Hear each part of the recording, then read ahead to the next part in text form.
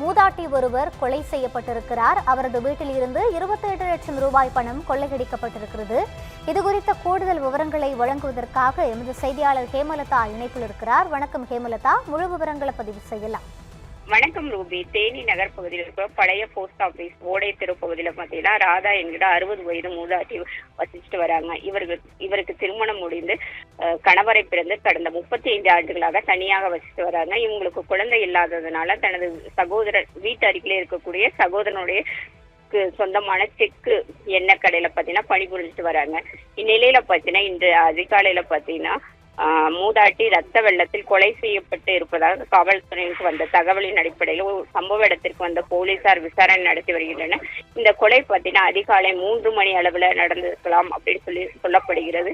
வீட்டுக்குள் புகுந்த மர்ம நபர்கள் மூதாட்டியின் வாய் மற்றும் கழுத்து பகுதியில கயிறால் இறுக்கி கட்டி கொலை செய்தும் மேலும் தலையில பலமாக தாக்கியுள்ளார். இதுல ரத்த வெள்ளத்துல துடிதுடித்து சம்பவ இடத்திலேயே மூதாட்டி இறந்துள்ளார்.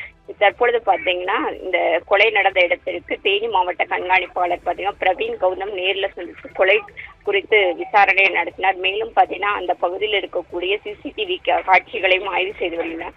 மேலும் மூதாட்டியின் உறவினர்களிடம் விசாரித்த பொழுது மூதாட்டி அணிந்த தங்கச்சங்கிலி வீட்டில் வைக்கப்பட்டிருந்த 28 லட்சம் ரூபாய் காணாமல் போயிருப்பது தெரிய வந்தது. இந்த கொலை பாத்தீங்கன்னா மூதாட்டியிடம் இருந்த பணத்திற்காக நடைபெற்றா அல்லது வேறு ஏதாவது காரணம் இருக்கா என்பது குறித்து தற்பொழுது போலீசார் விசாரணை மேற்கொண்டு வருகிறார்.